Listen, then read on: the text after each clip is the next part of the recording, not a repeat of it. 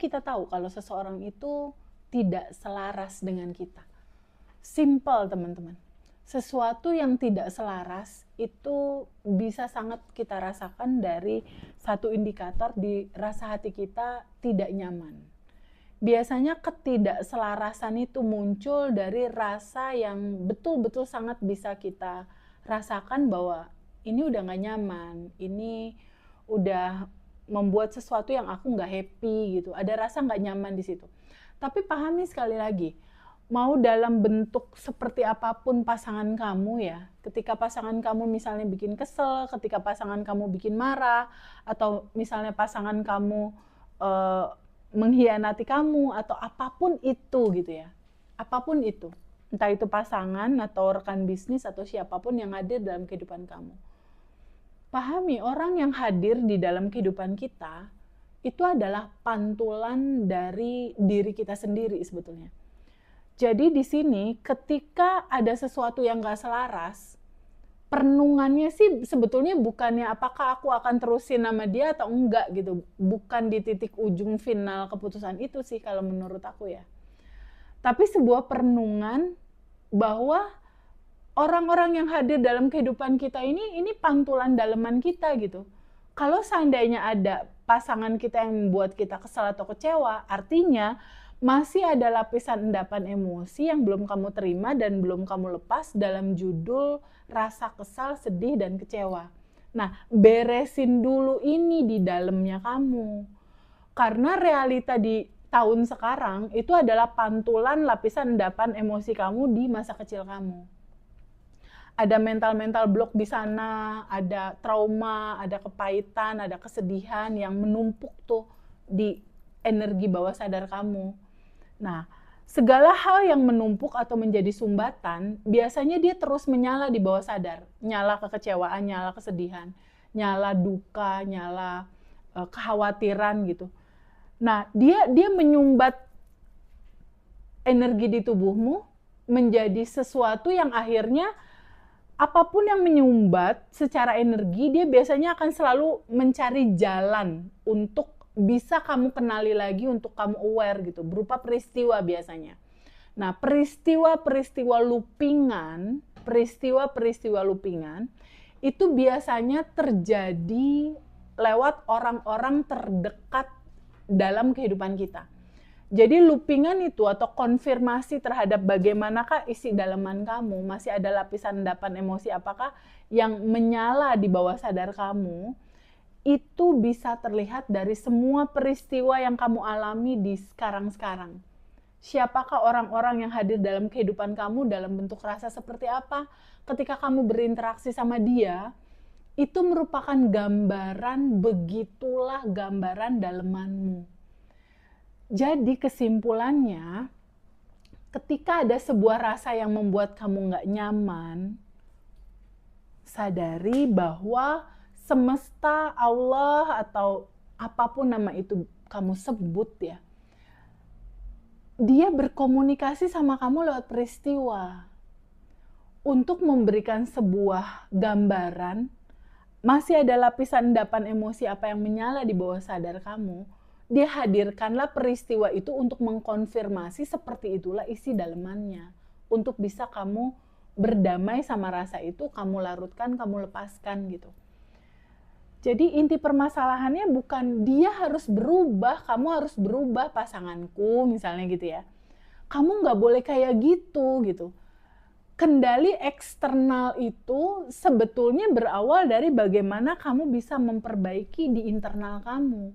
Kamu memaafkan, kamu membebaskan rasa, kamu melepaskan. Nah itu tuh 3 kata kunci. Kamu memaafkan, kamu membebaskan, kamu mengikhlaskan, lalu kamu melepaskan semua. Nah, ketika beban-beban rasa itu udah kamu rilis ya, udah kamu sambut, terima, kamu alirkan, kamu lepaskan, kamu maafkan semua orang-orang yang pernah hadir di dalam realita kehidupan kamu. Entah itu anak-anak yang bikin kamu kesel misalnya, yang membuat hati kamu kesel. Atau misalnya pasangan kamu yang bikin kamu kecewa. Sadari bahwa itu hanya sebuah perjalanan jiwa menuju kesadaran. Dan tentunya ketika kamu menyadari dalam kebijaksanaan yang indah di titik sekarang, kamu mengikhlaskan, kamu memaafkan, kamu melepaskan, kamu membebaskan, tubuh kamu akan menjadi flowing pada akhirnya. Dan ketika ada sebuah kesimpulan, bagaimanakah aku mengetahui pasanganku ini masih selaras nggak nih sama jalan hidup aku? Mau aku terusin atau mau aku lepas gitu? Ya itu sebuah pilihan sebetulnya. Tapi kesadaran intinya, jangan melihat sudut pandangnya kesalahan itu hanya dari pasangan kamu. Karena pasangan kamu ini, dia bersikap bagaimanapun terhadap kamu, itu adalah pantulannya aja. Sedangkan akar dari pantulan ini itu adalah lapisan endapan emosimu sendiri. Jadi pasangan kamu itu adalah cerminan dirimu. Itu dulu yang harus kamu sadari dan harus kamu renungkan gitu. Karena kalau kamu tidak merenungkan itu, kamu tidak menerima, melepaskan, mengalirkan, dan kamu ikhlasin semua, kamu lepasin. Kamu terlepas nih, misal nih, dari pasangan yang ini terlepas, misal ya. Lalu kamu cari nih pasangan baru nih, cari pasangan baru dengan harapan yang lebih baik, yang lebih setia misal, atau yang lebih seru, lebih keren, lebih royal misal. Kamu gak akan pernah dapetin itu kalau daleman kamunya belum kamu perbaiki. Karena isi dalemannya masih kecemasan, kemarahan, kecewa, rasa marah, rasa sedih. Dalemannya masih itu. Nanti kamu akan tetap menjadi magnet orang-orang yang sama gitu. Sama seperti daleman kamu. Jadi masalahnya itu bukan dia selaras atau enggak ya. Kalau nggak selaras, udah aku mau lepas gitu. Aku mau cari lagi yang baru. Even kamu cari yang baru pun, kamu akan ketemu lagi model kayak gitu. Akan sama. Akan ketemu lagi yang sifat-sifatnya kurang lebih sama seperti itu. Nah, jadi start pertama yang harus dilakukan bukan di titik dia selaras nggak ya sama aku. Kalau nggak selaras ya udah dilepas misalnya gitu ya, pisah. Bukan begitu teman-teman. Tapi yang harus jadi perenungan adalah aku selaras nggak ya sama hukum semesta ini? Aku, diriku, selaras nggak ya sama sejatinya aku? Aku bergetar dalam frekuensi kebahagiaan, tenang, damai, bersyukur nggak ya? Nah itu perenungannya. Jadi coba kita renungkan bahwa kehidupan ini tidak tentang orang lain, tidak tentang kesalahan orang, tidak tentang kesalahan pasangan, tidak tentang kesalahan anak. Kenapa ya anak aku kok kayak gitu ya, nggak bisa berubah-berubah ya, kenapa sifatnya kayak gitu ya, kenapa pasangan aku atau ex aku atau mantan aku atau siapapun itu kenapa yang ngeselin. Boleh nggak untuk bisa kita geser sedikit sudut pandangnya? Nggak usah menilai di luar tubuh kita. Kalaupun nggak selaras, boleh nggak mulai sekarang dan seterusnya arah pandangannya kita alihkan ke sorotannya ke kita. Apakah aku sudah selaras dengan getaran semesta ini? Apakah aku udah selaras dengan getaran sejatinya diriku? Apakah aku udah selaras dengan rencana bagaimana Allah Tuhan menciptakan aku? Nah, kalau pertanyaan itu udah mulai tumbuh, aku udah selaras belum ya dengan judul apa yang aku inginkan? Udah selaras belum sama getaran semesta? Karena getaran semesta itu akan selalu membawa keselarasan dalam rasa syukur, rasa tenang, rasa bahagia, dan rasa hidup ini udah lebih dari cukup. Rasa berkelimpahan. Gimana kalau kita mulai merenungkan nih, mulai sekarang dan seterusnya. Aku udah selaras belum ya dengan getaran semesta? Sehingga ketika itu sudah dilakukan. Keselarasan itu mulai hadir, ada di dalam kehidupan kita.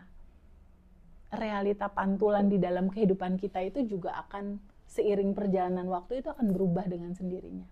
Gitu. Tanpa kita berharap si A, si B, pasangan kita, anak kita, atau siapapun gitu ya, berubah. Nggak usah dipikirin eksternal, nggak usah. Yang di luar tubuh kita nggak usah kamu pikirin. Mulai merenung untuk menyamakan frekuensi syukur, mulai merenungkan untuk membebaskan rasa kamu dari kesal sama siapapun orang dalam kehidupan kamu. Entah itu anak kamu, entah itu ex kamu, entah itu pasangan kamu, entah itu dulu bos kamu, entah itu dulu atasan kamu, entah itu dulu rekan kerja, entah itu dulu kakak adik kamu. Coba mulai merenung untuk memperbaiki ring 1 dalam kehidupan kamu. Start pertama, duduk untuk merenungkan, sudah selaraskah aku sama frekuensi semesta? Kalau kamu mau tahu, kamu udah selaras belum? Indikatornya simple. Bagaimanakah kehidupan kamu saat ini? Udah bahagia belum? Udah merasakan belum? Kebahagiaan itu hadir dalam kehidupan kamu.